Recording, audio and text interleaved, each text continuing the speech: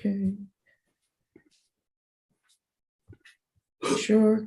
Good morning, good morning, good morning, good morning, good morning, good morning. Happy Mother's Day to all the mothers out there. My name is Nadine, and you are here for another day of creating with Don and Nadine on Let's Paint and Draw Along. Thank you for joining us on this pop-up art session. If you are watching this in the rebroadcast, make sure you leave a comment, say hi, let us know how you're doing. We're changing things up a little bit. I'm trying to give different angles. I'm trying to keep up with Don. You know, he's got two cameras most of the time. Today, he is going to be getting a little intimate with us as we dive into a beautiful day for creating on this Mother's Day. So get your paper, your journal, your drawing paper, your typing paper, your pens, your coloring pencils, your pencils. Get that all out, gather it, grab your coffee, your tea, your water, whatever libation you're going to use. I know it's early, but pull that over and get that ready and join us. If you're on Facebook watching us live, there is still time to join us in Zoom so you can be a part of this beautiful, beautiful time of creativity. So look at the information in the description, click on the Zoom link. There's a password, a member and password. Put that in and voila, I will let you in, click, invite you in, and you can join us and ask questions instantaneously. That's why we do this. We do this for you. And with that, I'm going to turn it over to Don Stevens from Don Stevens Art in the house. You acting like you're about to turn out or something. You know you're still going to be in the house, man. What's up, everybody? Good morning. Hey. You know why Nadine is like that, everybody? We got to give it up to her real fast and real early. Happy birthday, Nadine. Thank you. Thank you. Yes, I celebrated my birthday yesterday. I had a great time. Way to go. Way to go. And now I'm getting into some art. There it is. And now we get to the bigger holiday, you know, which is Happy Mommy's Day to everybody out there.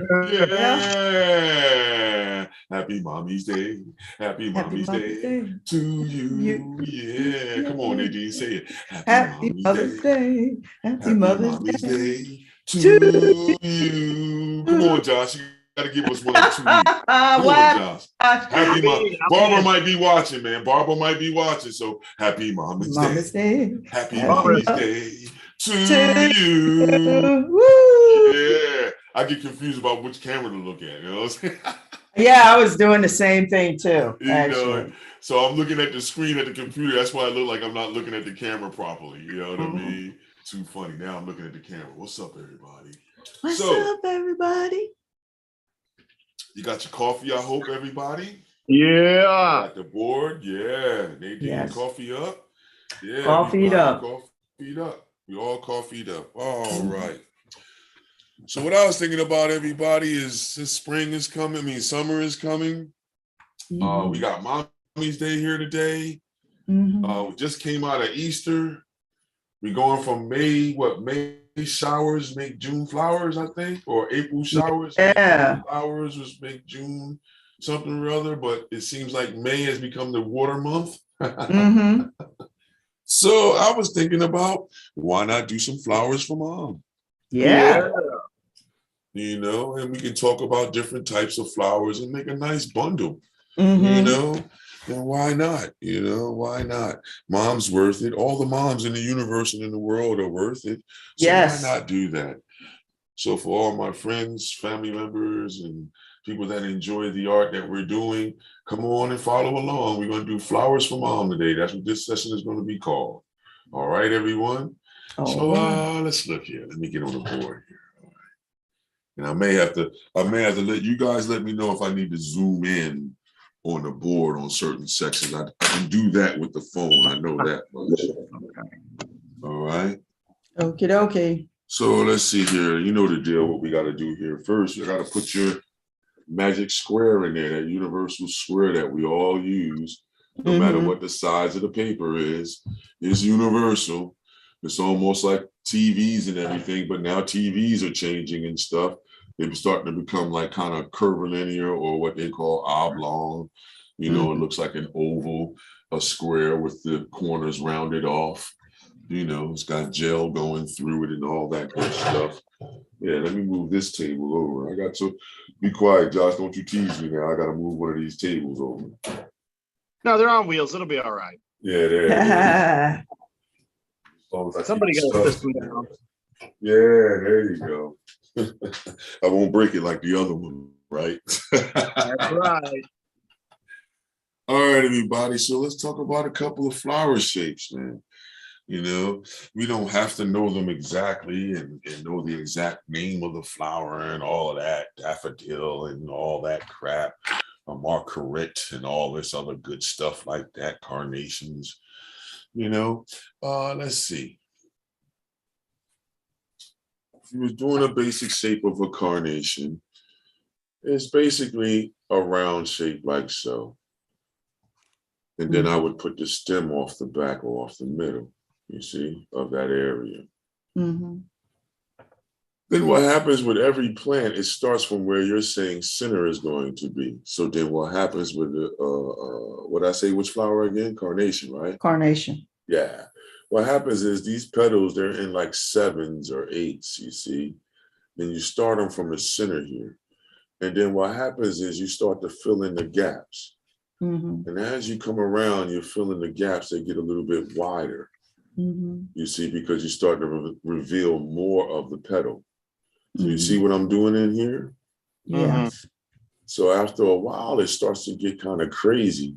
But when you get to the edge of the circle that you made, that's when you make these, and they're going to look like they're coming off the edge. You see what's happening to mines up here? Yes. So it's like, I would say, be patient and fill in, because it's the in-between. They fill in between, almost like the scales of a fish. You know, the same type of movement. And you can let some of them hang over the side, just a couple of smaller little ones, you see? You let them get wider. So that's our carnation, you see? I'll finish that up real quick for us. All right. Now, I know we don't give our moms carnations and things like that. Some of us do, some of us don't. Make some of them longer on the ends here. And that gives it more of the perspective of where it's dangling at. But they all come from the center here, central. Centralized. All right. Baby's breath. If you do a baby's breath, what generally happens with that type of plant, when we use those, you guys know what the baby's breath is, right? Almost looks like cotton. Okay. It's the little flowers that come on, like look like little balls, and they come on and like almost like the Fibonacci type of theory. You see, and they have little cups on them, and they're thin like that. You can put a bunch of them together; they would be whimsical like so, and they're for more mainly like decoration, accent, as they say. So I would make it like so, you see? And that's how baby's breath is pretty much set up. You can be random with it, you know? There's other, what's that? The begonia? Begonia. Let's look at what flowers we're gonna use. Let's look at what flowers we're gonna use. Carnation is pretty cool. That was our carnation, right? All right, what other flowers would you like to use, you guys? You know, daffodil? Yeah, why not? Daffodil, that's like, I like to say that's the one that's like a bugle almost. Yeah, that's like a bugle. So what happens with that one is, and you saw this demonstration over here, right? Do I need to zoom in on that? I might zoom in on that just in case. Okay. You know, so, all right.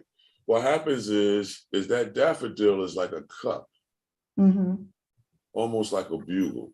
You see that? And I believe it has 3 to 4 flowers that are around that bugle shape. So a lot of times, they still, same thing, comes from the middle here. You see, I believe these overlap a little bit more. Go from your memory, everybody. That's what I'm trying to say to you. You see? And then it'll have the things that come from the middle, right outside here. Mm-hmm. You see? So you can change up that little funnel shape, you know, because it mainly unfurls like a circle. So, you know, that's mainly how it would look. You see? Mm-hmm. And then the stem would come, you know, probably off on this direction, like so. Mm-hmm. Each one of these has its own type of leaf to it, you know what I mean? Right. What are some other shapes that we can make? You know what I mean? The leaf structure on this one is, you know, like so. And I would probably make it, to make it easy for everyone, use that basic leaf shape. Because what happens is you use that basic leaf shape that's like this, right? Mm-hmm. A couple of variations come from it. You can do the same one again, right? Mm-hmm. But then that one can have the rivets on the edges. You Got see? it. Mm-hmm. Sometimes you see these type of foliage on your sunflowers. Mm-hmm. You know, you see. Sometimes they're even a little bit more smaller than that. You know, you'll get the leaf on there like so, and then the rivets will be even more precise, almost looking like a zipper opening. You see. Mm-hmm. And then they have the line in the middle of the vein in the middle. All of them, no matter which one you're going to do, they're all going to have the line in the middle, basically. Okay, got you. You know what I mean? That's mainly what it's going to do. Let's see. A rose, you know what I mean? Nobody said nothing about the rose, man. It's like a cup too, you know what I mean? If you do an open rose, you can make a cup like so to say what direction it's going to go in. You see, then you can split it right about there or wherever you want to, because to show how the flower unfurls from moisture and all that good stuff. But then look, you can put an edge on this one like so. You see, the one in the back here would get it so it would break up like so. You see, then this one could come across and it would come across like so. You see. And now we have our basic rose shape, the middle of it. You see, because now when you come inside here, this is where you have all the, you know, the pulp and all that good stuff in there. You see, like so. And then I have the little, I forget the name of those little things. See, now we can refresh our memory on all the construction of what a flower is, the inside, the pit, and all this other good stuff. But with the rose, you want to make a cup. Okay. And then once you make the cup, now you want to make the cup divide, because it's like 4 flowers, you know, four petals rather. So then now the other petal will come unfurled outside here. Mm-hmm. You see? Notice how it's starting to take on the idea of a flower or a rose even more. Mm-hmm. You see? And I'm just making it up now. It's not about being perfect. It's just making it up with the basic idea of what a rose looks like. Mm-hmm. You see? And I got a rose, an open face rose right there. Mm-hmm. The ones where you can make with the bud, you can make the closed ones rather. You can make a circle like so, or egg-like shape like so. I would extend the bottom down a little bit more when I do that, so I can have 2, so you can see where it's connected to the stem. Mm-hmm. You see, and when it's connected to the stem like that, oh, I see what's happening with me over here. My light is getting batty. How's the lighting, everybody? We good? All right. Yeah. All right. Can you see what I'm drawing out here pretty clear? Yes. Okay, cool. Then what happens is you can put a line when it's thoroughly closed and it's not opening yet. Mm-hmm. Line like so. You see, because that's the greenery that's closing up the flower. Then you may have 1 or 2 little, you know, thin ones here that come out like so. Mm-hmm. Then as the flower opens, that crack, so then now you can make that circle again, right? And then start to open up from the middle there, you see? Mm-hmm. And that starts to show how the flower Because in the inside, now you can do the ovals on the inside. It's starting to open, you see? Mm-hmm. So I don't want to take up too much time because we could be talking about shapes of flowers all day, you know what I mean? Mm-hmm. You got those little bluebells that they call, so it looks like a little bell and they drape downward, you see? Mm-hmm. Like so. And they pretty much have the little pieces that come out like so, the bluebells, they dangle. Mm-hmm. So these are different types of flowers that we want to use that how would you say, celebrate mom, Mm-hmm. you know? Irises is another one, right? Mm-hmm. Oh yeah, so we're gonna have some fun. So everybody help me out. I'm gonna get my coffee. Okay. You know, and I'm gonna say to y'all, where we going? We know what shapes we got there, you know. Mm-hmm. There's some other flowers. Maybe I'll be able to disappear off the screen and get the idea together and come back and get that flower to go. Because I really like using the memory idea. You know what I mean? We don't have to have a reference for these large, you know, how would you say, recordings of us all drawing together. Let's use our minds. Let's use our memory. We've seen these flowers before. We know what they look like. We may not be precise on their construction, but we can get their expression. And that's mainly what I'm worried about for everyone, to get that expression together, make it feel like flowers. So when mom looks at the drawing, like how you used to do when you was like 4 or 5 or in between like 4 and like 11, and the refrigerator was full with magnets and drawings that you did for mom all the time. Mm-hmm. Nobody gonna sound enthusiastic like me. Yeah, that's well, I had that experience, everybody. My refrigerator was filled with drawings. The fruit magnets, Don? Say again? The fruit shaped magnets? You know the deal. Come on now, stop playing. That was the 70s, man. The big fruit, the grape magnets and stuff like that. The Fruit of the Loom magnets. I had a couple of Spider-Man magnets. Oh, the big cooking pot magnets. You remember those? Yeah. No.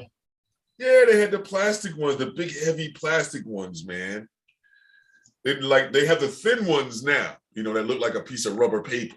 Mm-hmm. But we used to have, come on, Nadine, you help me out now, Nadine, those big plastic magnets, man, with the big magnets on the back where you can put construction paper and all types of heavy paper up there. 4 or 5 pieces one. With that magnet. The big boys, you know. The big boys. Oh, yeah.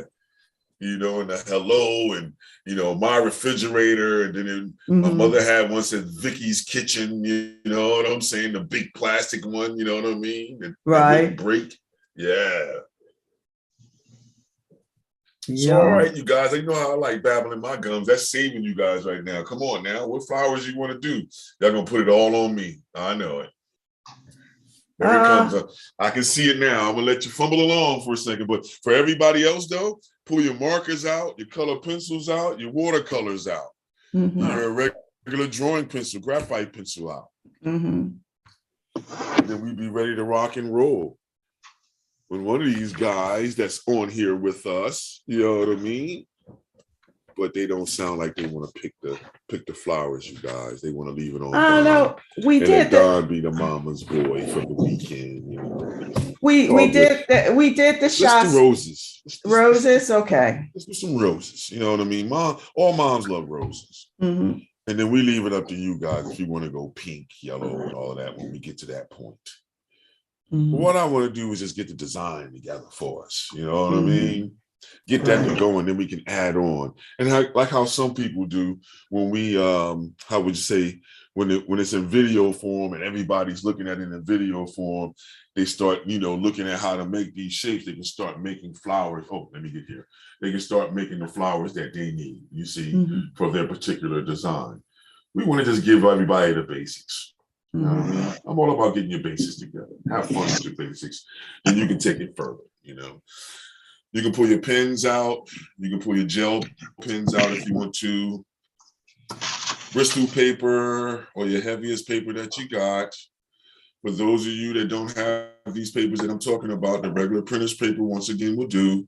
Sharpie markers will do if you have the Sharpie micro marker or the Sharpie fine point marker. Those will work very fine too. Pull your highlighters out if you got highlighters. If you have the thin ones or the thick ones, pull those out.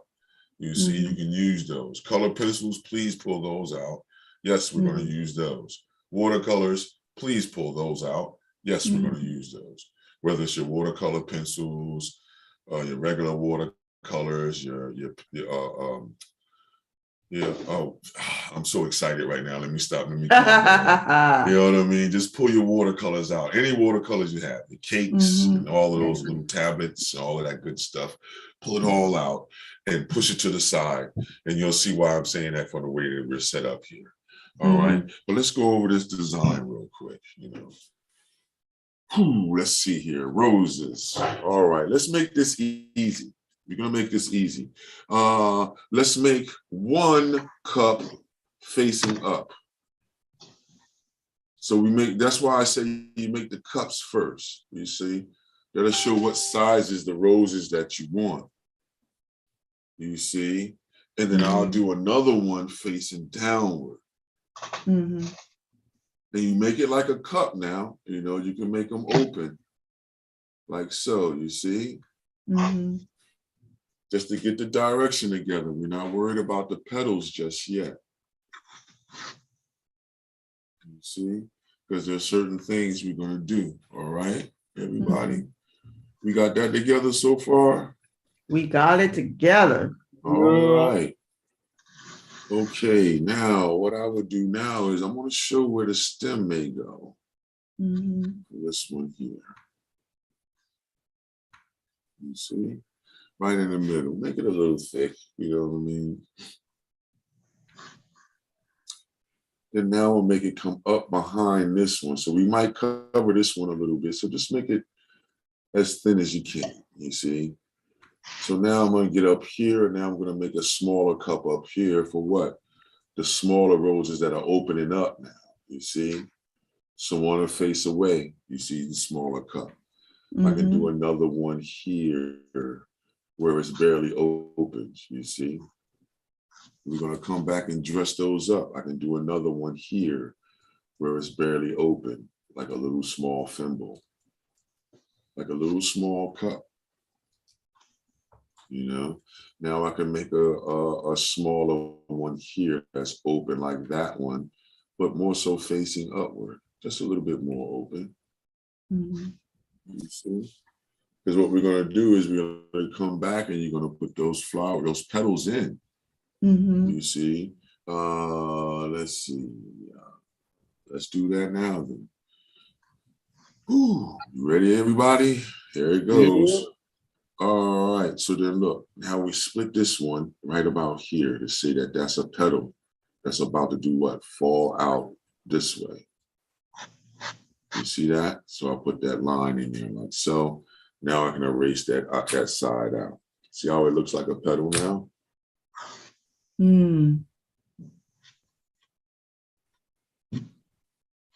Because remember, everything falls away from the center. All the flower petals start to fall outward and open up. That's what they call opening up. They fall out and then they fall down and the petals fall out in the way, you see? So then now look, we can do the other one on this side now, right here. And just let it come out just a little bit. Let that one come around to here. You see? Just a small line. So then now you can start making petals out here. Here. You see? We can put another one that looks like it's doing this here. See that? That's folding from the back side. Now we can go into the inside and say that one is coming out this way and then coming down and cutting across. You see, coming up a little bit higher because it's tighter in there. Wow. You see, now we can come from this side and we can make the petal come from the inside, you see? We can do another one that comes over the back side here. Now we can erase out that area right there and right there. And look at what we have. We have an open rose. Only thing that's missing is the stuff on the inside. Mm-hmm. You see, so now we just do a couple of little strands that do this with your pencil, and now look what you got. You got a flower, you got a rose. Wow. You see, you can add one that goes over the branch here and goes underneath of this one. So then now you can erase away the branch there. So now you would follow the same process for the one that's pointing down. See, that's why I haven't gone to the drawing board just yet. Mm-hmm. You want to use a 4H pencil or at least a 2H pencil, or any which one you have harder, because you're going to use your markers to really get some whimsical lines and do some, overlapping of lines and like some free splashing of color, just to get some, interest going. You ready? Mm-hmm. Do I need to go over this one here and go over all of them to move on to the next thing? Because look, we can take now the flower, the leaves for the rose bush. Everybody knows that they're these flat rounds like so. You see?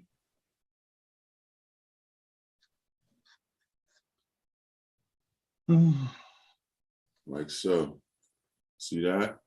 That's the greenery. That's the leaf. That's the foliage, as they say. And then you can use that shape to cover areas, you see?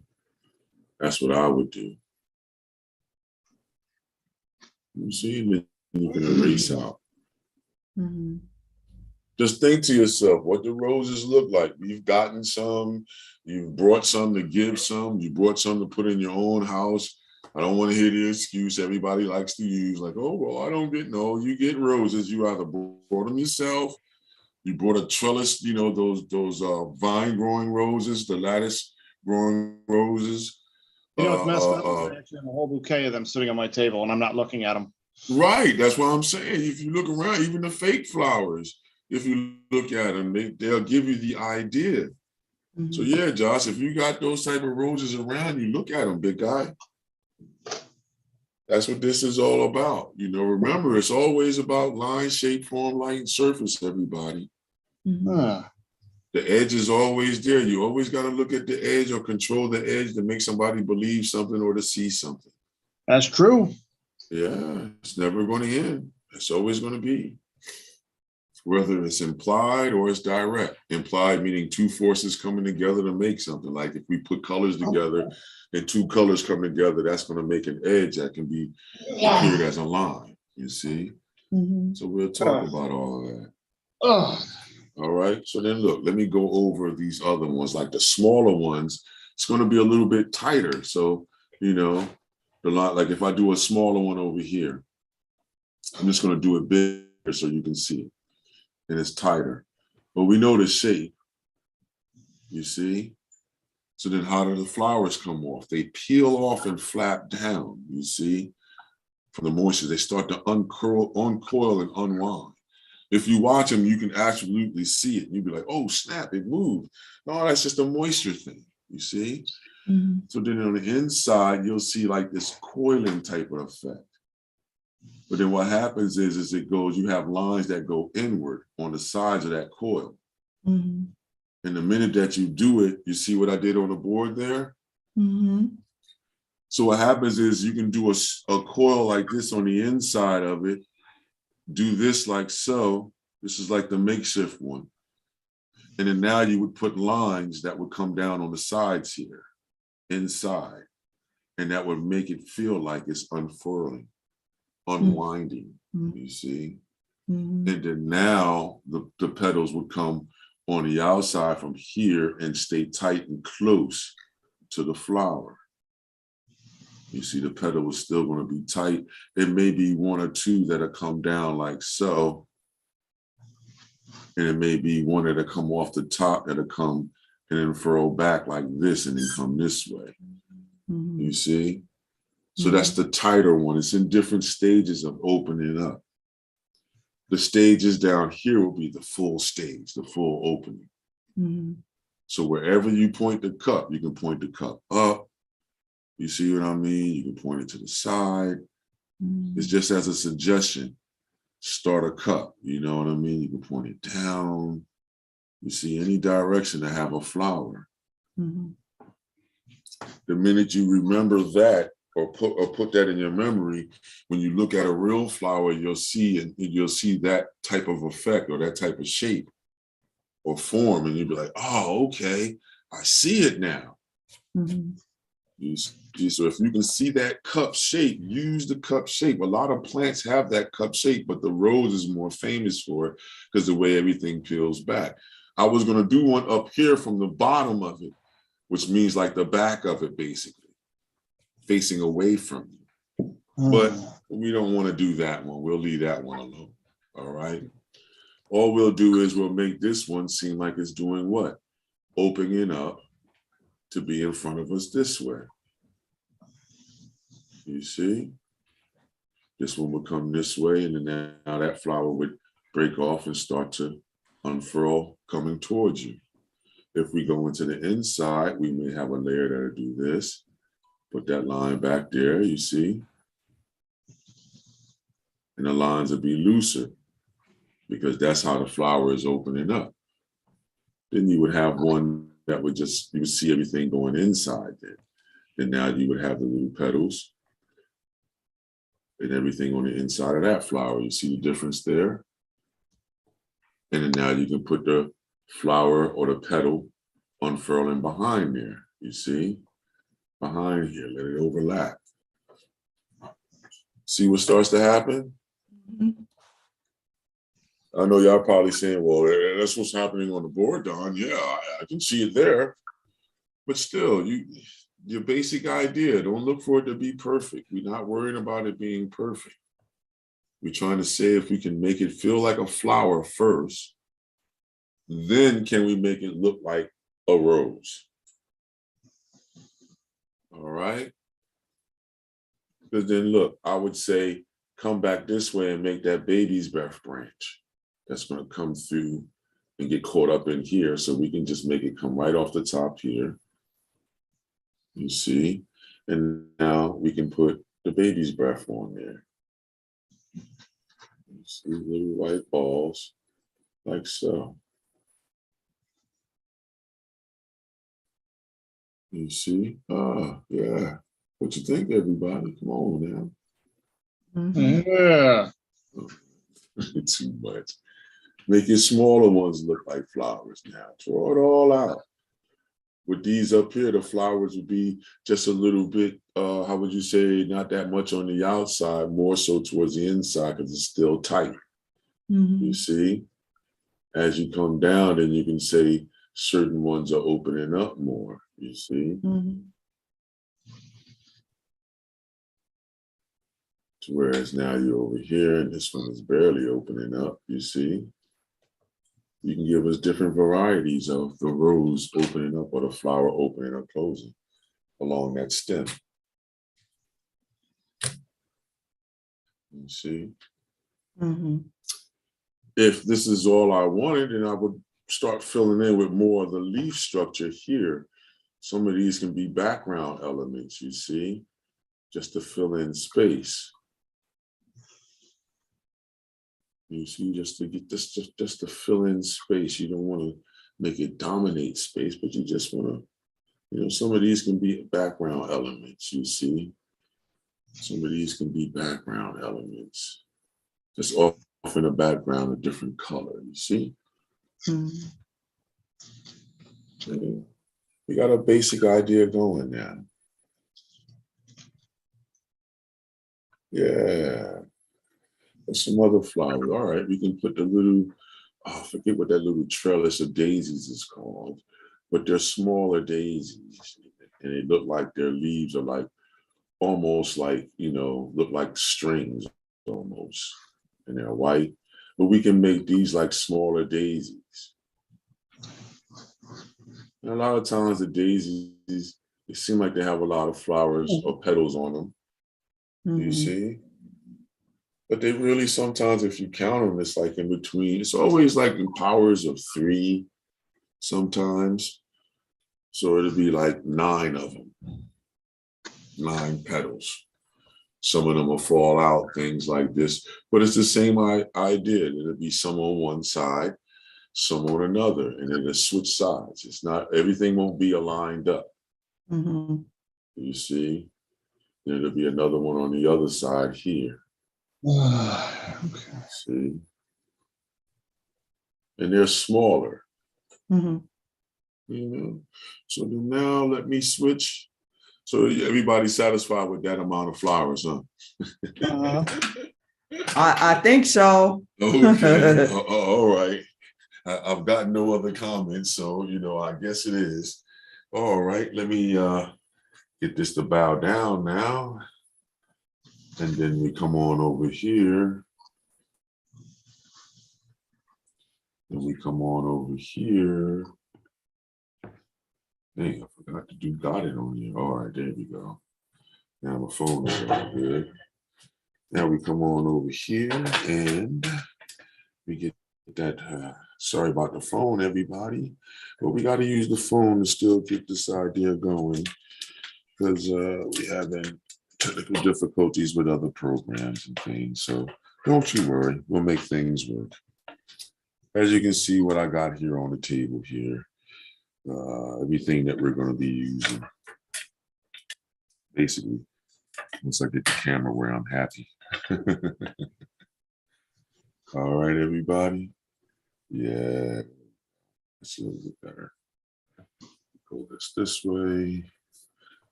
We got light. How's my light, everybody? We good? Good. Looking good. All right, all right. Let's get these extra boards out the way. Remember, if you got tracing paper, you can use the tracing paper. So that's always something you can carry forward. You can use paper towels, you're gonna need those. You see, I got my markers here and everything, so we're gonna get these out the way and move it over. There it is. There's our board we're gonna be working on today. All right. So let's see if I can zoom in just a little bit. There we go. Oh, no, I'm gonna make it crooked now.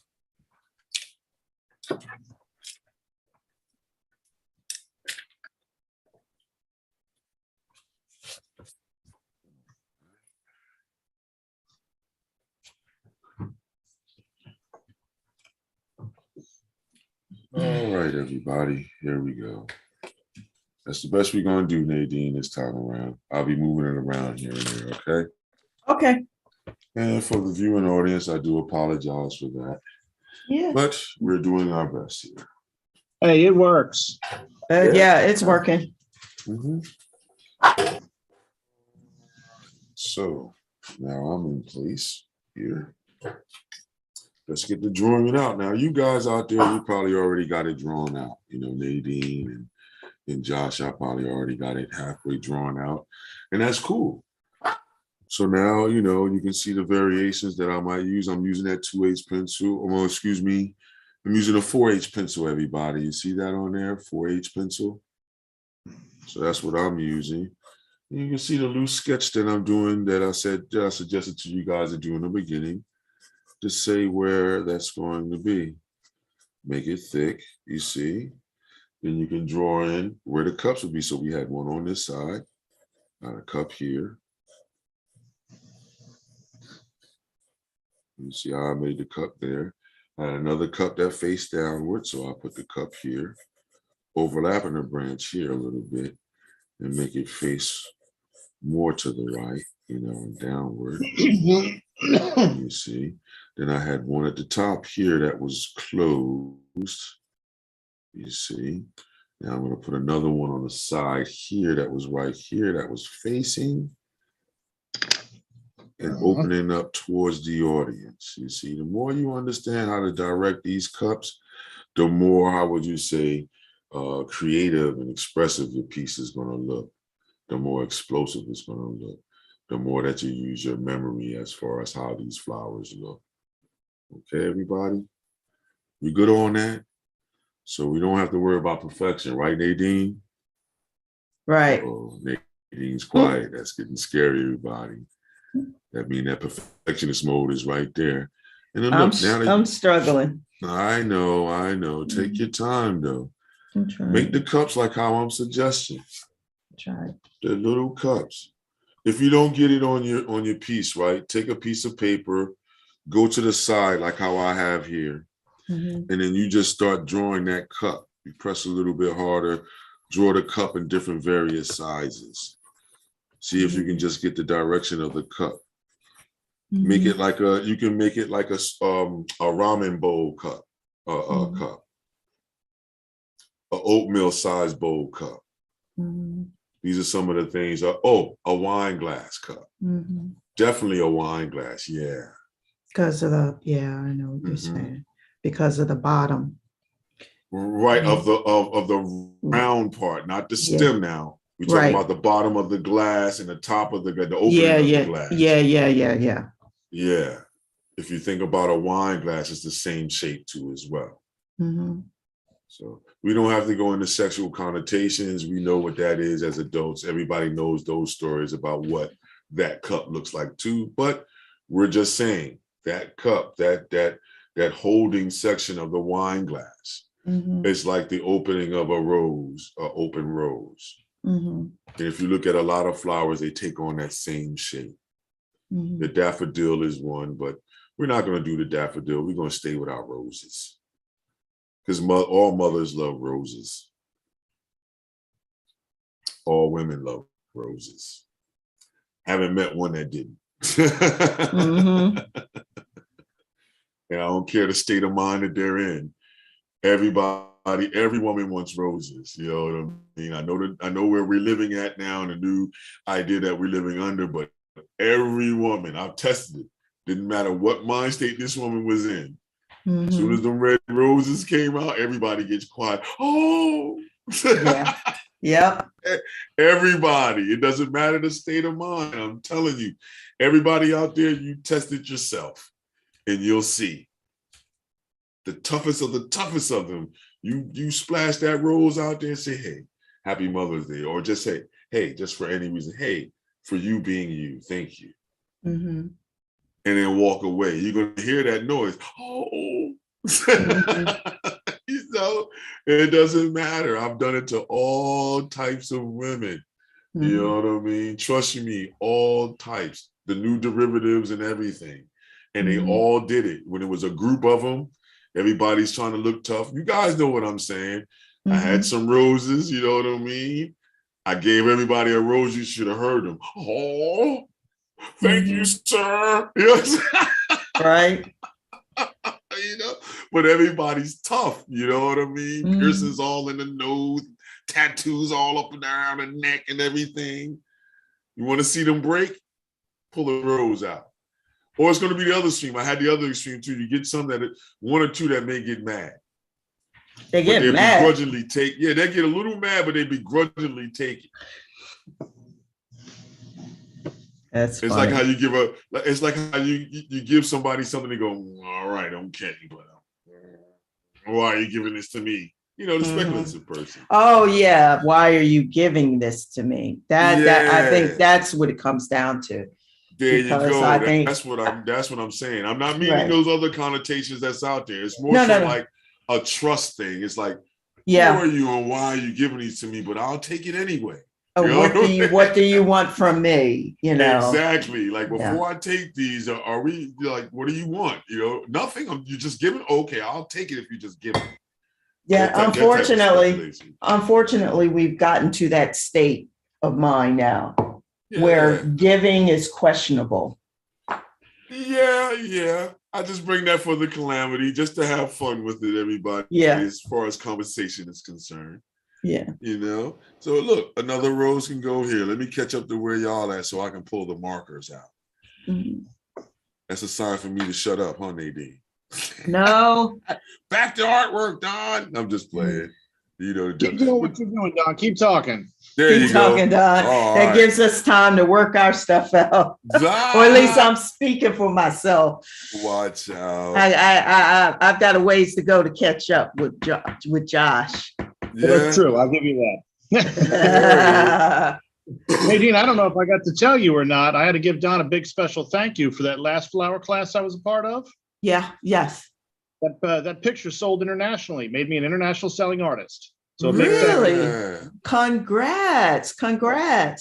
I mean, listen, I'm telling you, just the experience of being in the presence of this amazing dude will bring out the best in anyone.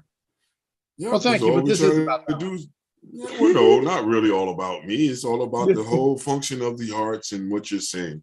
The It's the vibrations energy. and the energy, the vibrations, That's the what we're energy of talking doing it. about. That's what we're talking about, Don. That's what I like Yeah. about getting together because I mean, I'm inspired, you know, because Josh is benefiting from what you give to him, even outside of this realm.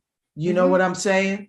So, so if I were to say to look at what is possible for me, I can look to see the accomplishments that are happening with Josh. And that's a testament of what you give, Don. So that's all I'm saying, Well, you thank know. you. But it's once again, it's all for the people, art for the art's sake. You know what I mean? The more we do this, the more we make more observant people, the more we make more individuals over 50 have confidence to have the free of mind to do, to create, to have the idea to push forward for the next day. You know what I mean?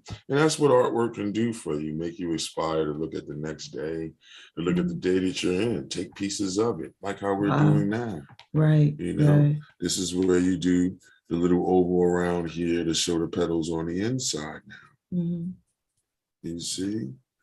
And then now it's pretty much a done deal. You put a couple of lines going inward, and then you have that flower opening up. You can put the little pit in the middle, you see? And then now we can come back with the marker and dress that up differently when we're ready to go to the marker stage. You really want to get all the feeling of your flowers out, you know what I mean, in your pencil stage. So when you go to the marker, you really can just dance in there and start giving us the feeling of the flower shape or the feeling of the flower movement, the petals and everything else, that natural movement. You see that bubble-like shape that's at the bottom to show you that it's full with moisture. You see? And that's the whole key to these flowers and the way flowers move. If you recreate flowers in the way that they're created, you know, once again, drawing like nature, then you'll get it. You'll always get it. And you'll remember the movements to where you can make up your flowers, you know. Once you get a good understanding of the flower's genetic makeup, you know, it doesn't have to be all fancy and everything. You know, even if you just made it basic shape. See, I just made that rose there. Yeah. Everybody knows how the rose peels back. We've seen it in pictures and cards that you've brought. You know what I mean? Hallmark, especially Hallmark cards. They had a couple of ladies and a couple of people that would do these oil paintings of flowers and especially roses. You know, for grandmom and mom and sometimes the other type of flowers, funerary flowers, things like this. You know, they would do these paintings and these drawings. That's where you would see these type of drawings that we're doing right now.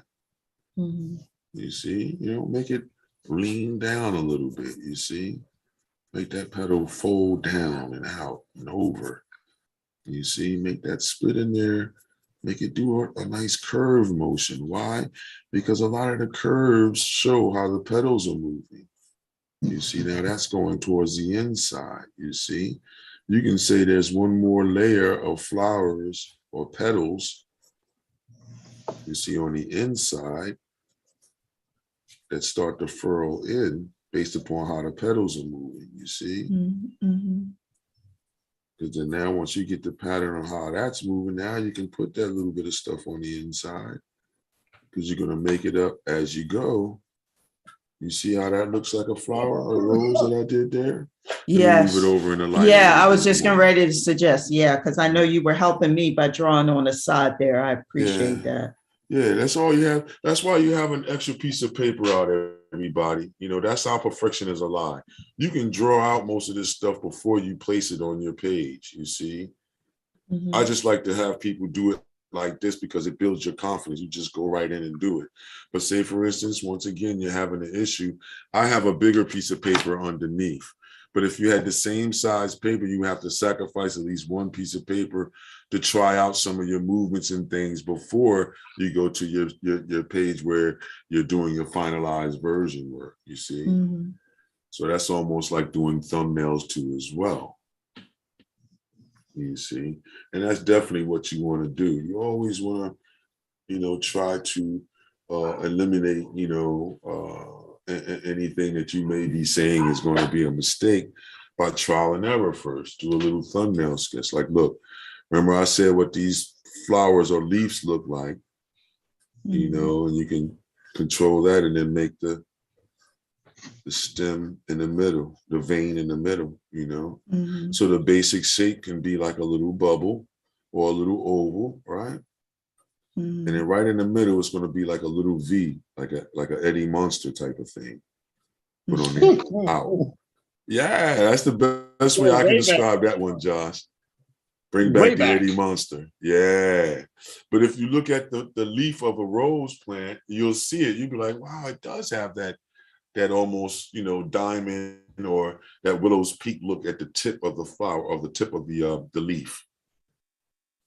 You see, and these would be the leaves that would be the stronger green leaves that are in the front, you see. You can even draw the stem off to say what direction it's going to go in, and then you can reduce one side or let one side come up higher, and then now it's going to look like it's doing what? Bending and folding in space in front of you. You see, the flower that I'm suggesting on top here is to be closed, but make that closed position look like it's coming towards you.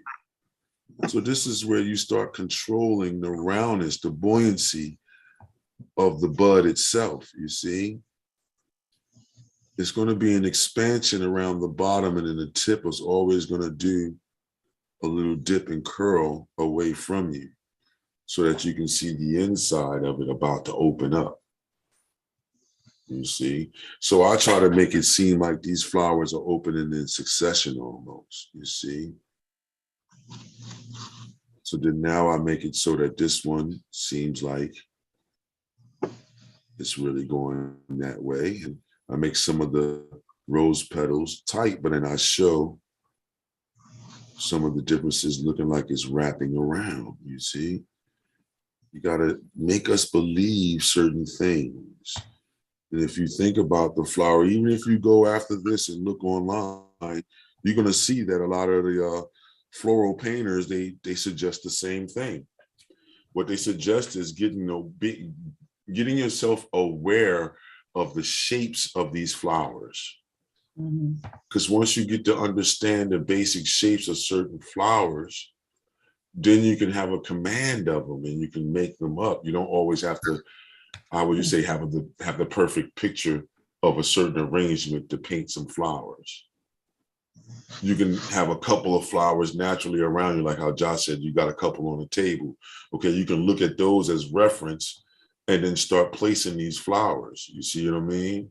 Like seriously, Josh, the flowers that's on your table, can you see the cup idea in some of the buds?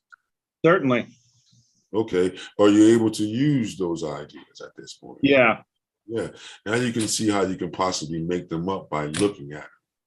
Sometimes if you have roses like that and they're fresh, you would take one and sacrifice it for breaking it open to see its construction even more. So you can familiarize yourself with the petal shape and things like this and how they dehydrate, when they're unfolding. And they get that beautiful smell and the yellow on the inside, and you know what I mean? And all the good things that's about the flower. Yeah. You see? So then look, we had what else over here? We had baby's breath that I drew out. So we can draw once again. I drew out a line like so. And I used to do these to make up my own cards. And then do them as pen and ink, or do them as traditional pen and ink, or do it with the micro markers and everything like how we're about to do today. These Sharpies are pretty good for this, but then with these micro markers, you really get like a nice lyrical line, that looks real good with watercolor. You see, so I'm not against using this Sharpie, but you can use it. The lines are going to be a little bit more blunt. So I might pull out another board to show you how to use the Sharpie that's in this situation more so, you see, just by doing quick ones on another board or on the paper that's underneath here. All right. So then look, I'm going to make my baby's breath a little bit bigger, you know, and almost make it look like it's just little flowers. So I can do that little half a cup, right? And then over that little half a cup, I can do like a little round puffball shape. See what I did there? I don't know. Can you see it? Let me see. A little bit. Let me see if I can. Yeah, we zoomed in a little bit more. Oh, that's better. You just don't see the rest of the table. That's okay. Yeah, that's okay. All right. Now, these balls over here that I just did, I'll press a little bit harder. Because you know my suggestion, I'm always suggesting a light touch. That's why you barely see everything, you see. So then it makes it easy to erase away the graphite, or sometimes just leave the graphite there. And then if the person can see the graphite there too as well, it can be considered as a mixed media at that point. See, a lot of times what people don't understand about mixed media is that you have to be able to see each element on the surface independently and working together as a unit. That's what mixed media is. So you see that you're using fabric and everything else, or markers, then you can see what it is on the surface, but then it's working together with everything else on the surface, i.e. true idea of what mixed media is. So you see what I'm doing now to the branch, right? I'm setting up my little Fibonacci theory. But the whole thing is that it comes off the side. Now, the way anything comes off the stem, it comes off on like a 30 degree angle, almost like how your neck is. You see how your neck comes out of your shoulders on a 30 degree angle, you guys? Yes. Yep. That's the way branches come off of the inner trunk. That's the way flowers come off of petals. Come off of stems. They lean off, and the part that's connected to the stem is always leaned down about 30 degrees. Okay. That's not me. Any plant that you look at any leaf structure, pine cones, and you name it, any plant that you look at, all the way down to rose and dandelions, you'll see that you have the main stem in the middle, and then you'll notice how the stem that comes off to make the flower that you're looking at, try to look at that degree. It's almost like an acute angle, and it's like 30 degrees. Now, am I saying it's a perfect 30 degrees?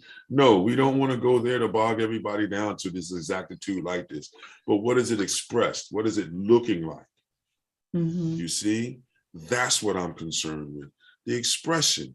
That's what every human being is concerned with. You know, other than that, in the era that we in now, everybody can go outside and take their digital camera and take a picture.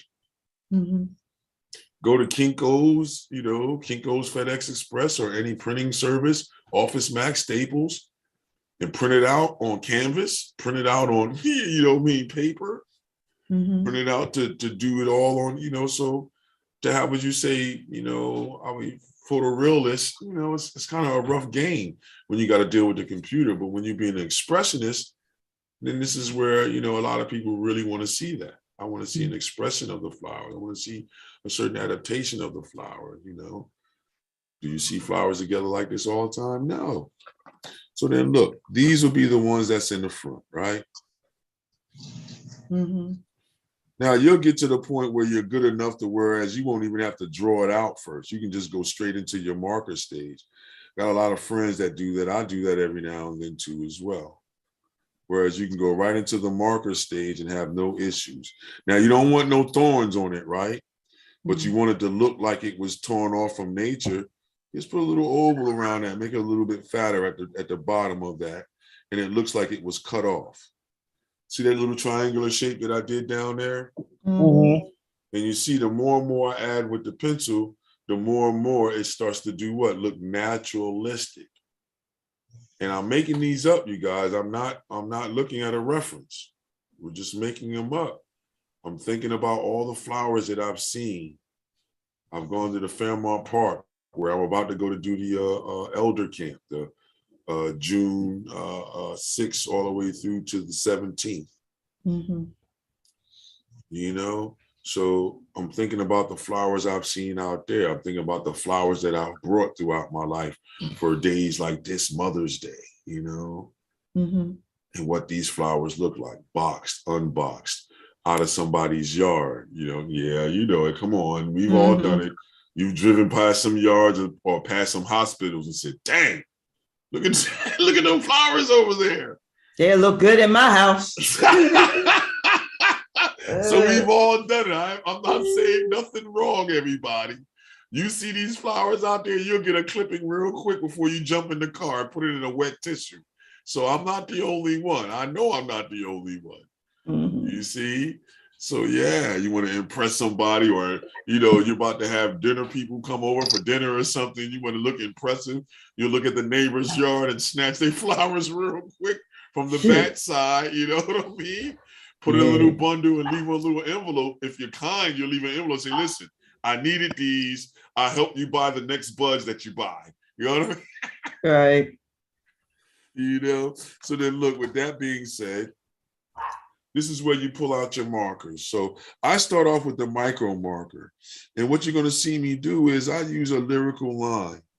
So sometimes it's like a line that retraces itself. Mm-hmm. It has a tendency to look more naturalistic. You see? And if you notice how I'm doing that now, I'm running along with what I did, but I'm making you feel that whimsicalness, or that how would you say, the petals curl and move, you see? Mm-hmm. And that's the feeling you want to have there. You see, I put another one here inside that one. You see a little piece of that one is showing. This one is going over top. You see this one is in the front here. So now I have a little bit of this one curling back this way. You see, now you're just following where you said the petal was going to exist. Mm-hmm. You see, now I have the middle of the flower. I do a couple of whimsical movements to make it look like it's actually those items that you normally would see in the middle of the flower. Maybe one or two more. I mean, roses have a tendency, they can look like carnations too when they're closed up and open. Mm-hmm. Can you see what I did there? Now you can come back and put another line for design's sake. Mm-hmm. You see, this is where the people with gel pens, you can do one layer of black and then come back and just do everything in pure line. Mm-hmm. Not even worry about the watercolor, you see? Like watch it here. I'm gonna start from the inside here and start showing how the flower is curling on itself there. You see how we did that petal and it reaches out. And when it comes around, now you just see the inside. I was going to the inside. Now I'll make this one here so you can see the idea of it being in the inside. You see? One or two lines to show the petal was breaking off there. You know, and now you have another one. See that? Yeah. Bring it on the inside. I like using the micro markers in this way because you get nice whimsical lines. You don't have to be what we call perfect. You see how dainty that line looks? Mm-hmm. Yeah. That's what we're talking about there. And you can even use the smaller ones because this is like the 0.03 one that I'm using, the size. So a lot of times these come in these little packets of 4. Mm-hmm. And then I have 4 different sizes, you know, 0.08, 0.03, all the way down to 003s. And let me see if one of those are not dried out. Here we go. This one here that I'm about to use is 0.02. So a 0.02 line, you can see if I start filling in with the stem, look at how thin that line is. It's real micro at that point, you see? So it's almost the same as the pencil line. So you can come in and be just as decorative with that line. And then this is where you can do multiple lines with the thinner one. So it's the edge of the flower or the leaf. See how I did? I just did a little, you know, whimsical movement. Now that looks like, that flower. And now you can do a couple little straggly marks to show how those veins are working on the flower like so. And it always comes from the center. Just remember, if you make all your movements from the center with your flower shapes and forms, that's what's going to make it seem more naturalistic. Mhm. When you do it like how we used to do old school flowers that you would see in things like this, when people would draw flowers and say, I love you, they're drawing it from the aspect of thinking that they're being, how would you say, perfect. No such thing. You see what I mean? So the more you get familiar with this shape, the more you get familiarize your eye, your hand, all your movements with it. There's so many things you can do. You see, now we fulfill that one. Now we bring this petal from behind there. You see, and then this one is behind the flower here, unfurling down, away from the center, you see. Now we can take this one, put this one right here. Now we can put another one unfurling out that way, you see. Now here we're at the center again. You put all the little whimsical little lines of things. And the roses, those, the name of them, the pit in the middle is not that long, where all the stuff that the bees like and stuff, the nectar and all that good stuff, the pollen and all that good stuff is in the middle here. So a lot of times with your roses, they're like a dark brown, or you can make them black in the middle, like how I just did with that one there. You see, and now you just work your way through. The more that you can remember about a flower, the more you put in more different ideas. I add petals in as I go. You want to use the top of the flat side of the marker, because you notice every time I use the side of the marker, it's not giving me a real true line, you see, of what the size of the marker is. So a lot of times you want to be on top and flat with these micro markers, so you can get the full, I would say, idea of the size of the felt to work for you. And then that's when you have a chance to do all this whimsical stuff that I'm doing. If you just remember or have in your mind's eye what a rose looks like. You see, and I don't know, you guys. Is what you're seeing on the screen starting to look like a rose, or look like a rose, bush, or things like that? Yeah. So I use one size for the flowers. Now you just go through. This is where I'm going to step it up so I can have it all going together now, so you can see the idea fully, so we can get to the color idea. You see, it's just that easy. Take your time, follow the lines that you have there, make them look a little movement like so. If you're just worried about all of that and want to have a perfect line and all of that, take your time, move a little slower, things like this. I don't worry about that. I worry about the whimsicalness of the line. And what I mean by whimsical is more so like curvilinear, because everything in nature is about a curve. So if I play up the curve more, that gives me more of an expressive quality. And then now I can come back through and put little lines in that look like veins that's in the petals, you see, to show the direction of the petals. You see, and these lines are more descriptive lines. They're not lines to be permanent. They're just showing the direction of the movement of petals and things, and showing you the surface quality of things, you see. You see, once I do lines that come from the inside and run out this way, now that petal looks even more like it's coming from the inside or the underneath or the outside of everything coming from the center. The whole thing is you want to make your viewing audience believe that everything is coming from the center. The minute that you make us believe that, it's a wrap. Nobody's going to say otherwise. The only thing that they can say is, well, I don't really like the way your flowers look. Okay, no problem. The baby's breath, I would, like a little puff shape. The line wouldn't be, how would you say, continuous. There'd be a little bit of breakup of the line, you see? And the continuous line would be more so the branch work, you know what I mean? Like so. See what I'm doing in the branches here? And now when I get to the little baby's breath on the top, this is where I make it like a little cotton ball, it looks like. True baby's breath, if you look at it, you'll see it. Feel like it's a cup in there.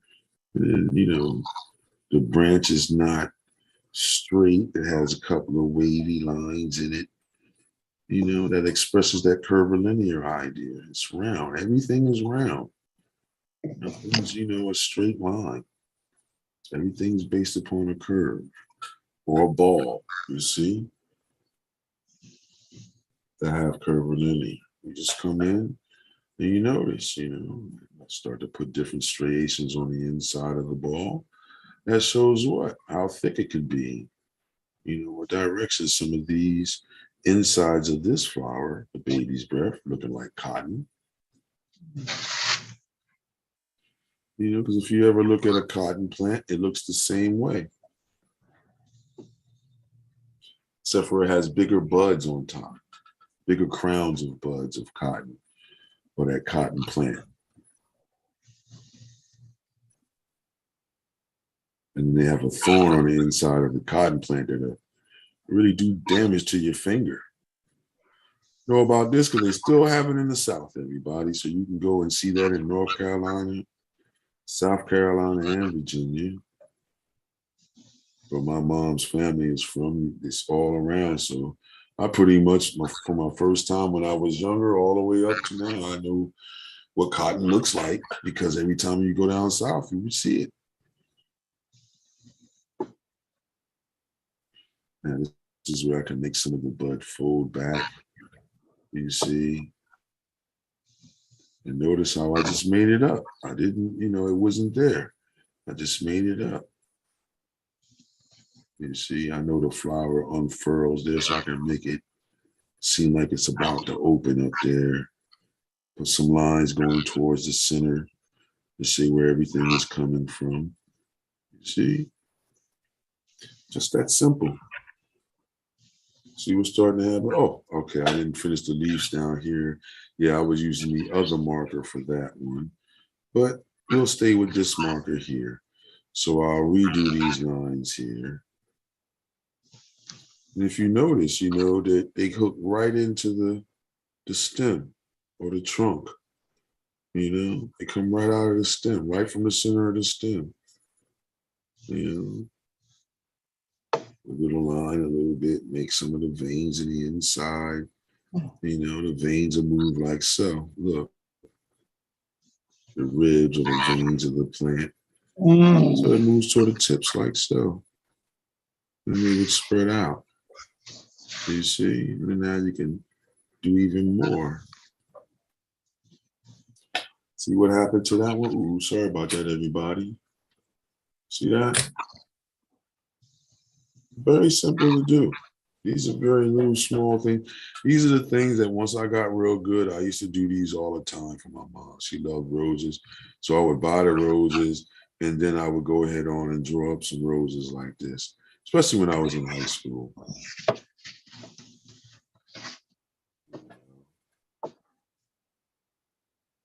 And then you splash it with your watercolor. So let me finish up this part here. You see where the veins are coming from the middle. So this is what would happen. You would here, and as I get to the tip, it gets smaller. And all those veins and everything always come from the center. When you're dealing with nature and you're dealing with foliage and greenery and shrubbery, most of all your movements are always going to be from the center outwards. to make us believe certain things.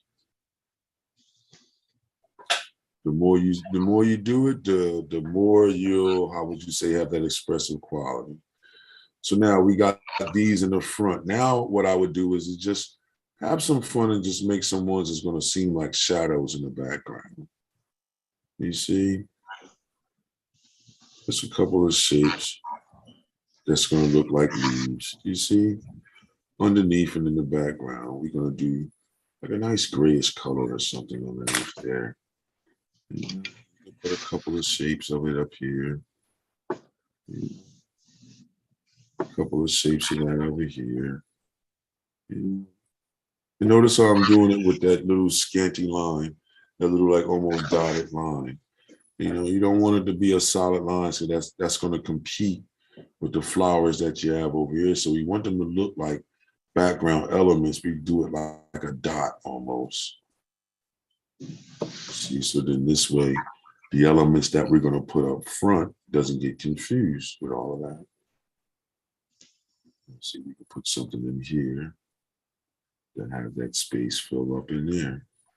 And that's all background elements there. See, we put one or two here. Notice how I'm doing it with a dotted line. We're not worried about too much. You see? Yeah, that looks pretty cool. Oh, no, let's put some more leaves over here. Let's put a couple of those background leaves back here that I was talking about.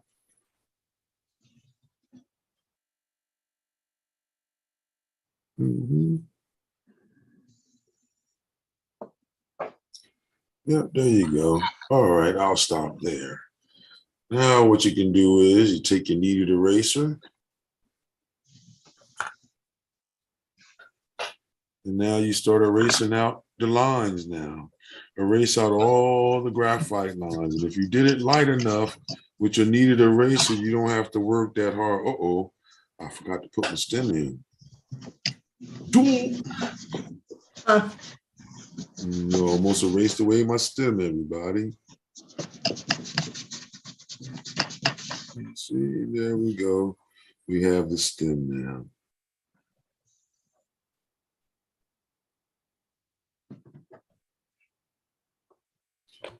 Looking all, barky and everything down there. Yeah, there you go. All right, see that?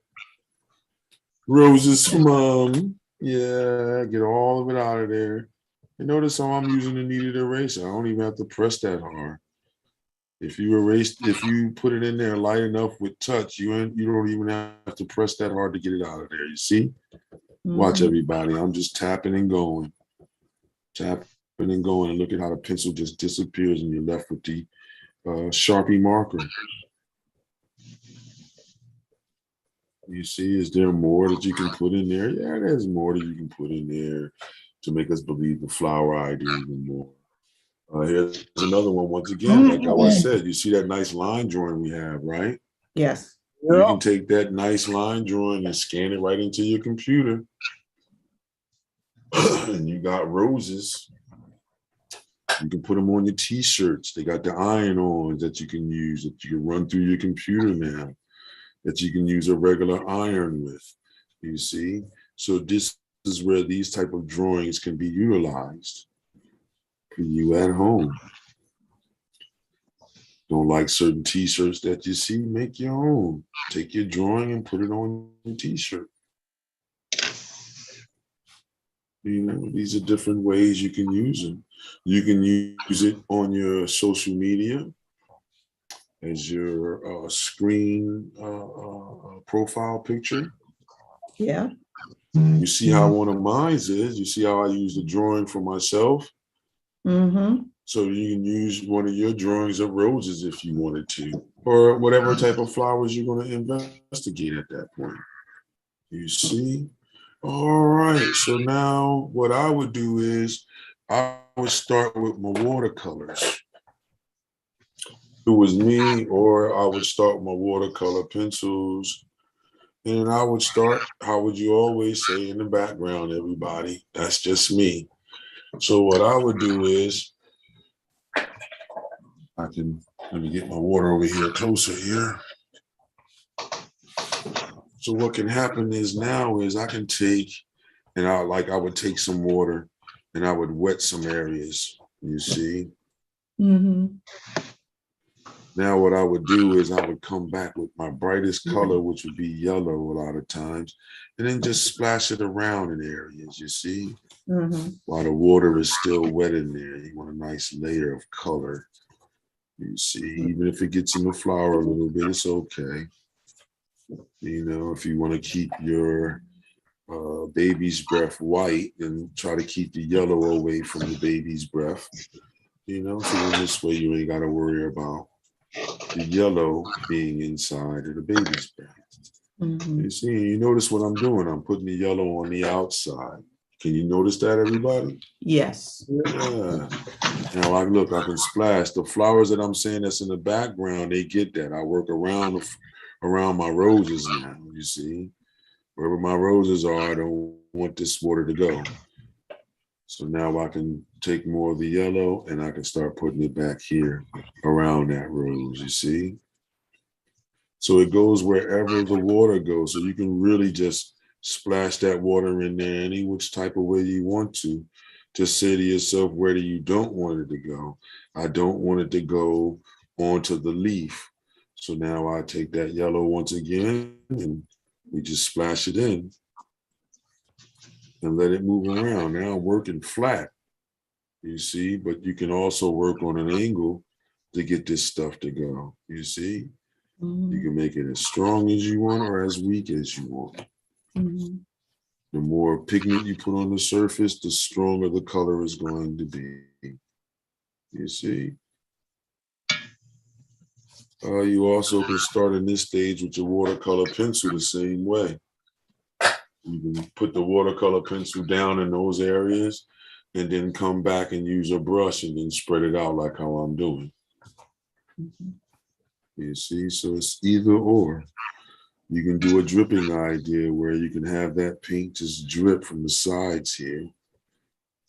You see, you can wet it. And make sure you don't get it where none of your upfront features are going to be. Not unless you're saying you're doing yellow roses. You see?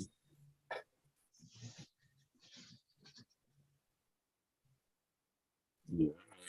Look at that. Nice yellow background to start off with. To get some brilliancy going. I've even gotten away with doing this too, using orange in the same way. You know, and then just dabbing some orange in here. To be too strong, though. You see how I did that? Mm-hmm. And that's in the background. Let me see.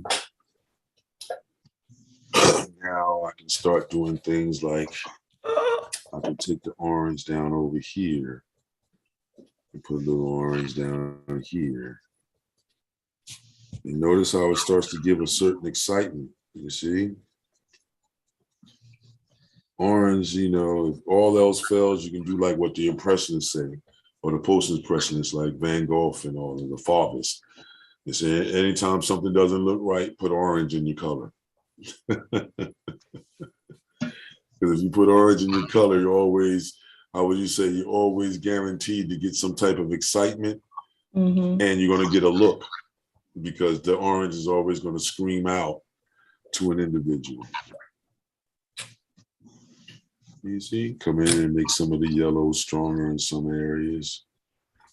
Yeah, think about it. You're giving these to your moms. You're going to want bright colors, you know. You want mom to be impressed, you know. Remember, we work in the background, so that's in between what we call these negative areas, and work around the rose. You see, wherever you're seeing the roses, we don't want that yellow to show up on the petal. If it does, it's okay. There's things you can do with that. You see? Now this is where, okay, I got it, you know, looking pretty cool for me. Now this is where I start making certain grays and things. So now I can take, and what's the opposite of the orange or the yellow? I can take violet and put violet, make a violet. You see? and then add yellow to the violet, everybody. And what you're going to get is you're going to get a brown or a grayish color. You see, and then this is where I would start putting that color inside those flowers that you're saying are in the background and in between here. See what I did, everybody? Mm-hmm. Yes, yes. Background in your background flowers. The ones that are barely there are going to be washed out colors, you see? Look at how I'm dropping them in and around my main flowers. Because these are what? Background flowers, background leaf. You see? So this is going to work real good on Bristol paper, watercolor paper, printer's paper.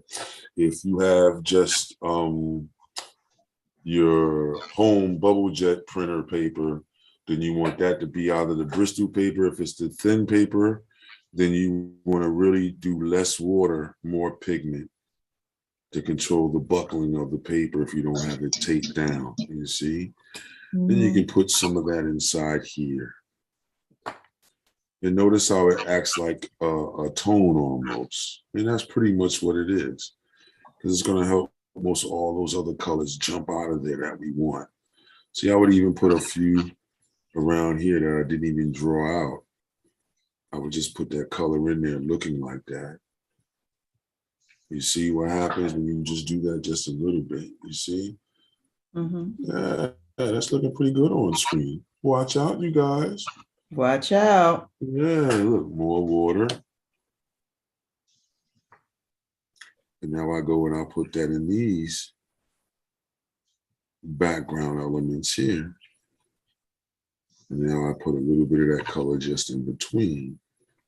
So it really feels like what? A background element. You see?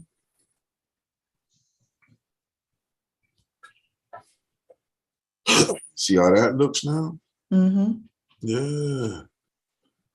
Now what I can do is I can come in and play with that brown for the branch itself. So I would put that brown that you have in your set, put a little bit of yellow with that. And put a touch of red with it. Could have put the orange, probably would have made it a little bit, you know, touch of brown again. And now you have this reddish brownish color. All right. So then what you're gonna do is you start putting it in to represent the branch. Now, if you don't want it that dark too soon, you rinse out the brush, you put just a little bit of that color in there, and now I can start out diluted. You want to start out real diluted in those areas so you can build up that darkness. You see? If it's too dark too fast, there's things we can do with it. But you really want to keep it really diluted at first, like how I did. You see? So then this way, you can even put a little bit of green in there. You see, a little bit of green with that brown there. And what's going to happen is now is it's going to give you that feeling, a little bit of life in there, you know.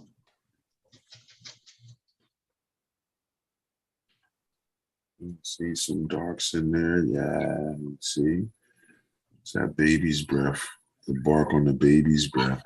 It's normally like a darker, like a burnt umber type of look. You see? Notice that, everybody? Yes. Way to go, Nadine. Hey, we see Henry in the background, Nadine. Oh, Richard. Richard. Yeah, look at Richard checking us out. What's up, Richard? He's bugging me. He's been bugging me all day because I wasn't home yesterday. No. He's looking like it's not my fault. Yeah. All right, I'll wait for you to be done in your little drawing. That's the way he looks. Yeah. It's like, come on. Yeah. So then look, in some of those darker areas too, you can come back with a blue. Want some brilliance, use the lighter blue in those same areas. See? And now it'll go a little bit darker, you see? Same type of thing. I would just wet it a little bit more. Work it around and in the background behind there. Put a little bit on this side just to show it, dripping off into the background, you see? Look what starts to happen. You start to get that magical, oh, dreamy feel,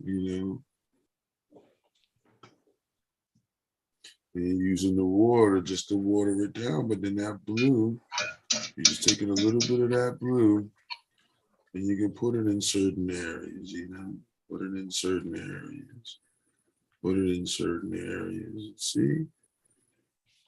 And all of a sudden, you get this bigger impact, let it drape down and blend in with some of the other background, and drip off, look at that. See what starts to happen, that dreamy effect starts to happen. And that dreamy effect comes from watered down, diluted. It's not that the color is not pure, you want the color to be diluted so you can almost see through the color and let it overlap on the page. Then we're gonna build up to a certain, which is like, I can take the lime green now if I wanted to into the background, right? That'll be that lighter green that you have. And just to make it feel even more springy. You see how that color starts to pop and give you that different feel? Mm-hmm. And even with the areas where you previously already put a green there, or that background color there that I talked about, that grayed out. See how that lime green does? It starts to give it a certain life. And you do it again. You can wet some areas, come in with that lime green and, let it go. Put it in there. You want it to look lively. Let that green slide over top. You see, pre-wet the area. Let it move around, move it around. And look what it starts to do. It starts to give it a certain liveliness. You all right, you guys? Yes. All right. I know that's rough business because you can come close to getting mud if you don't control it. Then that's when you have to use the drying of the tissue and dry your brush out and lift out some of the moisture. Mm-hmm. You see, then you can take that moisture probably to another side of the page. Take the lime green. Maybe you want the lime green to stand out on certain sides or certain areas for interest. You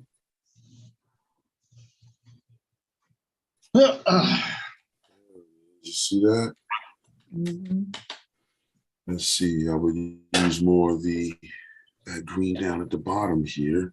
I'm gonna pre-wet this here a little bit. Come back with that lime green and dance it in. Just let it dance in. You see, let it dance in. Dance in across the bottom here. Let it bleed. Let all of that stuff just do what it's gonna do. You're gonna get a nice characteristic look. See what's happening on the screen, everybody? Yes. So that dreamy type of look, the way things are blending in and out. We didn't even touch our main parts just yet, you see? And a baby's breath, we can leave like that. But for the red flowers, if you really want to make those nice and red, come in here. Get that red ready, and I add a little bit of orange to the red. And I just start. There we go. And I do the same thing in there. I let it, just blend a little bit. Blend a little bit right in here. Take some of the moisture off. So I can have a thinner layer. So I can put that in there, take some of that and it's in there and spin it around. Let it be diluted first, you see? Just to see where my reds are gonna go. Let it be real diluted first. So what I'm doing, see how they dilute it? Yes. You don't want your richest color first, all right, Josh? You got it. Gotta be diluted, everybody. Diluted. That's for everybody out there, as well. Now, a lot of times when the roses are opening up, you have a lot of yellows in the middle And from the middle coming out, it'll be that nice red color that we all look for. So what I would do is I would take some of the orange and the yellow, you see, and put a dab of that in the middle, take some of it off, and then just dilute it down for the middle. You see, for the middle of the flower. You see some of the edges here and there. You see, just to spread it out. And that's when I come back with that red again now, while it's still wet. And from the tip, roll it inward. You see, leave some of the yellow more prominent towards the middle. See what I'm doing? Mm-hmm. So now you can see why that's more brilliant of the yellows in the middle.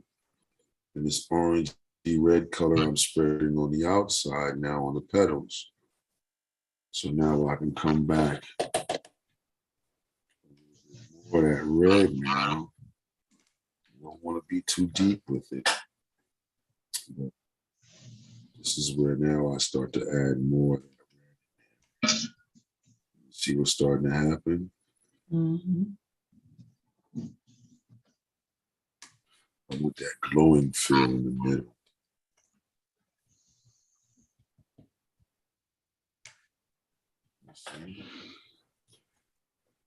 See how I set that up? Now we put the rest of the reds in there. Mm-hmm. Start that off in here, this idea over here. I'll put these reds the same way I did on the opposite side.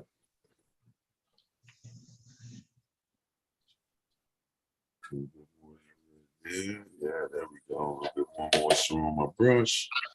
Water red. Remember, you got to have another sheet out to test your colors, you see. So that's what I'm doing on the side. Moving a little bit faster now because we're coming towards the end of the session. I just want to get most of these ideas of the coloring first so you can start to see where it is. You see how that yellow is in the middle of that flower there? Yes. Yeah.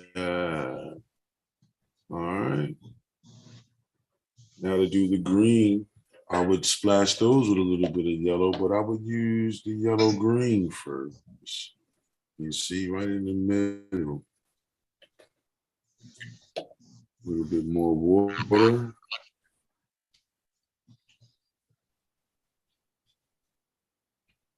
You see, just to start that off with. And look at how that helps that line out. You see? Mm-hmm. Look at how the marker line doesn't go anywhere. Now, if I want to get most of that color out, too much water, I just bring it back, dry my brush out on my paper towel, as you see me doing when I'm going off camera to the right. And then now I can come back with that dry brush and suck up that water that's in there. Mm-hmm. Suck up that color that's in there, you see? Mm-hmm. Yeah. Yes, indeed.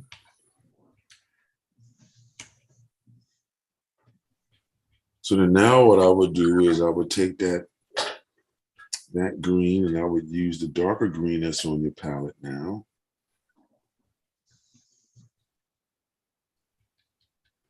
And then this is the one I would use with a touch of red.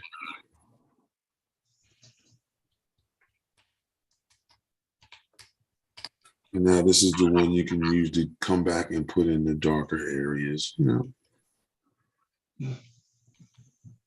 From the tip inward. You know, lighten it up a little bit more again, leaving out some of the light areas. You know, the darker areas will be more so towards the middle, once again. You see? And the whole key is to say diluted to build up to this beautiful, rich color. You know, take your time. See how it starts to blend in. I got my foreground leaves starting to come forward from my background leaves, you see? Mm-hmm. Everything is filled in pretty good. Then I would let that dry. And now we're at 11:58. I would let that dry and then come back and add less water, more pigment. Mm-hmm. So just to show you guys that idea, like in the reds here, I would rinse my brush out, get all the moisture off on my paper towel. That's what I'm doing towards the right side here. And then I would get more of the red, you know, and then I could start coming into areas and like at the bottom and underneath here, you start giving us a little bit more of the red in these areas, you see.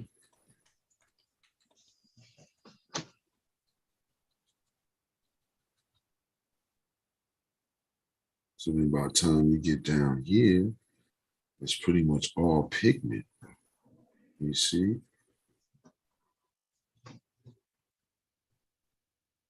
And then you can leave out some of the areas.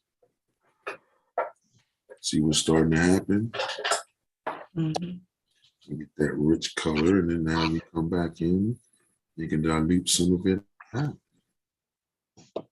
Some of it's going to be towards the inside of the flower here. Some of it's going to be around the outside of this flower here, on the edges.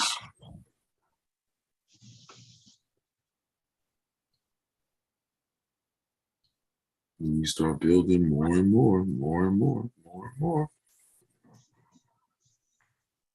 It's pretty much a good start. You know, you would do the same thing on your other flowers, less water, more pigment in certain areas, you know. Showing the lines, different things in the flower. You know.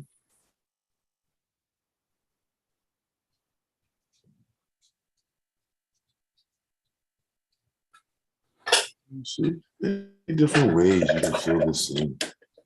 You know, take a little bit of the orange, put it in there.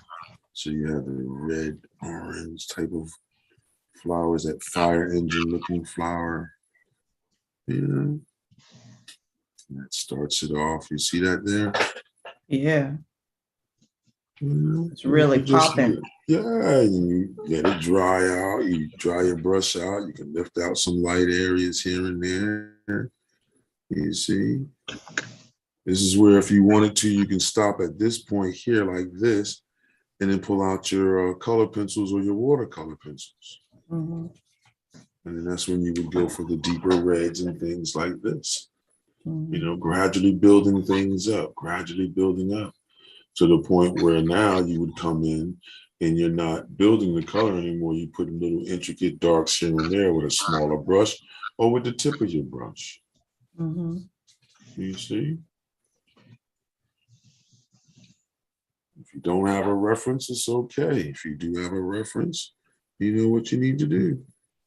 You see, I can take some of this orange now and put it in areas in here and see how the flower gets richer. And then I can take some of the red and put it at the bottom of that, and it gets richer and richer.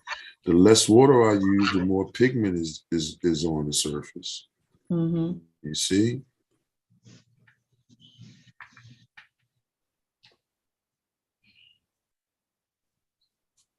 See what's starting to happen there? So you're going to build up to this richness. You want to build up to it. You want to build up to it. You see?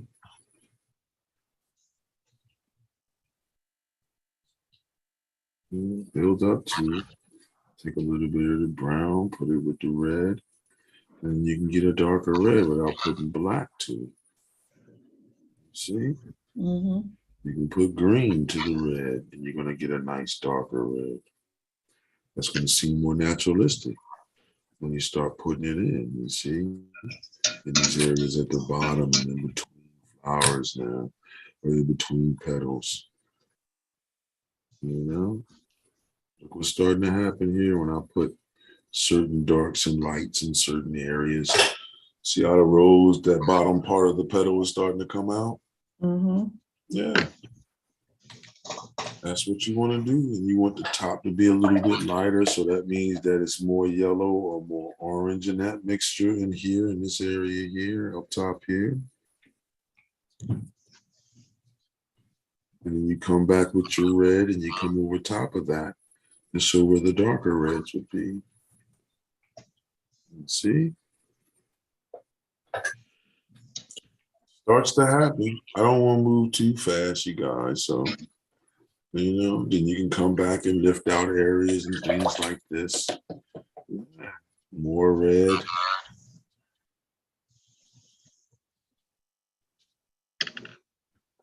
You see more red here.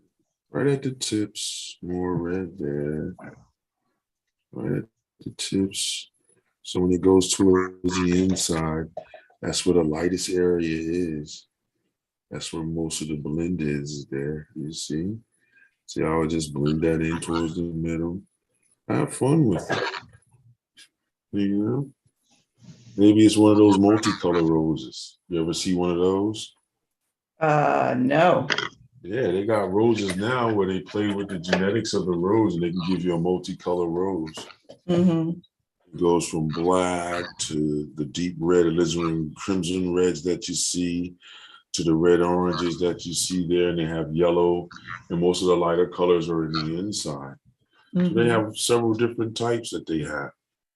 Yep. So I'm going to leave mine there for everybody. You know what I mean? So then now everybody knows what to look for, where to start from. That's pretty much the middle point there. If you wanted pink flowers, you would do the same thing, except for now you would work a little bit more with the yellow and the pink together. You see, or yellow and the red, the diluted red down. And put a little bit of yellow in it at a time, and you're going to get a nice pinky color. Because even though you want to make it pink, it still has yellow in there, and the yellow helps that pink to resonate. Same thing with the reds and everything else. And just understanding these basic things. You can come back with your pencils. I'm trying to let it dry a little bit, and you can come back with your pencils if you wanted to. I have the Prismacolors, so you can come back and take a red one if you wanted to, or you can take a watercolor pencil and use your watercolor pencil in there the same way. So for the watercolor pencil, you'll be able to work with watercolor again. With the color pencil, it sort of winds up becoming like a resist. You see? So then look, I can come in here with the color pencil and start really developing the surface, you see, of the flower, giving it more character and things like this, you see? Bringing out the red more. And when it's dry more, you can get more of an effect, like I'll do a little bit over here. This is the color pencil line, see? And you get that going over here too as well. Press a little bit harder in certain areas. And you see how the red matches the same red that's there, you see? So I don't want to go but so far right now, because once again, it's 12:05, and that's the end of our session, everybody. We're going to see where you're going to take it further on your own. Now that you have the idea there, you see? So yeah, everybody enjoy yourself. Take it further. See where you're going to go. Use your watercolor pencil. Use your watercolors and all that good stuff. How we looking, Nadine? Let's see yours real quick. Okay, stand by. Yeah. All right. Josh, you ready to show yours? Yeah, I'm just trying to get a decent light here. Hold on. All you gotta do is just put your phone down over it, man. We'll see it. Don't worry. The phone enhances all that. Okay. Yeah, there you go. You don't need more light. Just push yourself down closer to the yeah, there you go. Yeah. Nice. Way to go. Way to go. Could have made the leaves a little bigger, but it's okay. You got it. That's your first one. Hopefully that'll help you with ideas with Broken Rocket and stuff like that. Yeah. Get your marker techniques together for the watercolors and stuff like that. Nice subtle blends in the background to set up your pure color coming forward. Yeah. Right. You see? I like the different variations of the colors in the rose. Yeah, that's what you want to go for. That's what makes it seem more naturalistic, or you can make it seem graphic by just putting a flat red in there.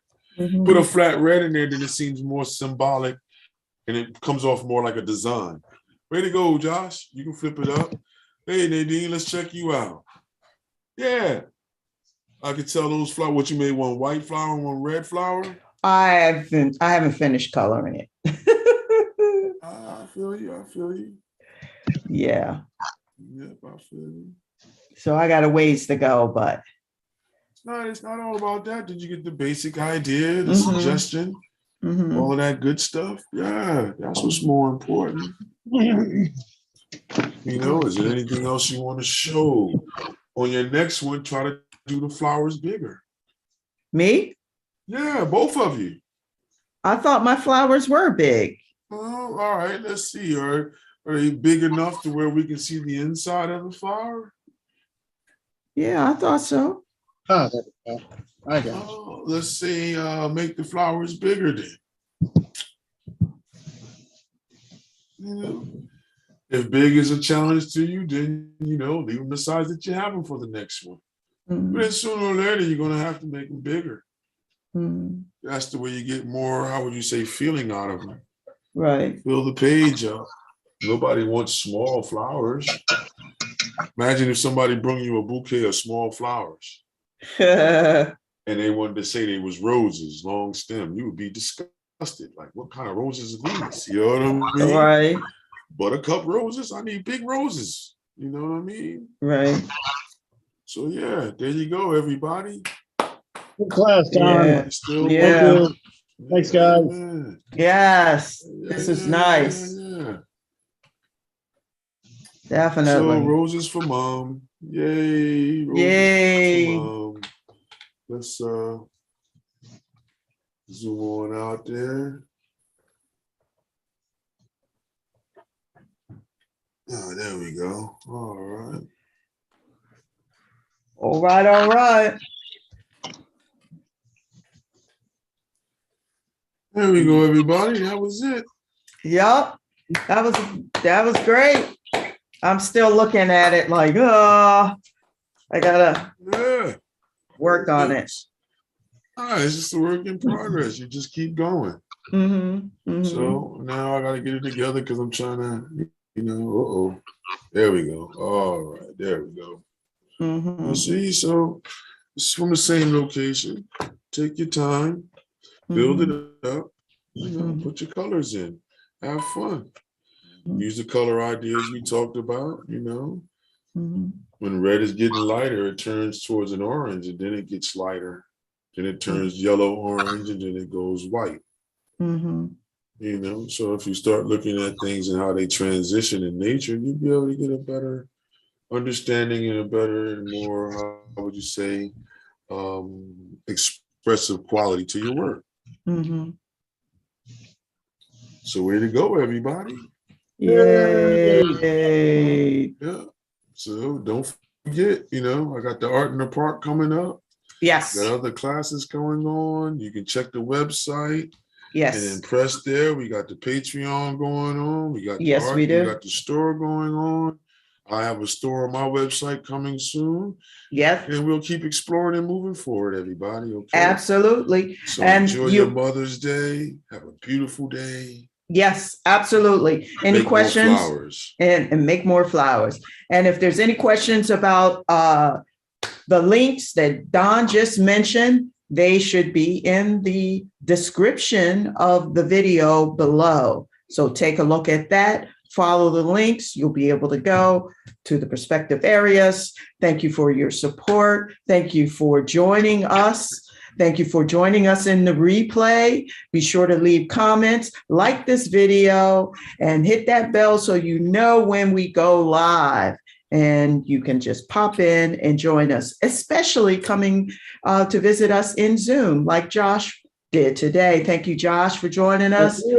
Don, thank you for an amazing journey in the realm of flowers for roses for mom. Yeah, roses are flowers for mom. Happy Mommy's Day to everybody. Happy Mother's Day. Happy Mother's Day. To all my family members that's on the site and things like this, to family, friends, new mothers, old mothers, mothers known and unknown. Happy Mother's Day to you all. Happy Mother's Day to everyone. Sorry, I was off camera. You know, I'm trying to do the 2-camera thing like Don. Let's clap it up for another wonderful day. Keep creating, everybody. Keep creating. See you again Yeah. soon. Have a great Oh, week. keep creating. Peace.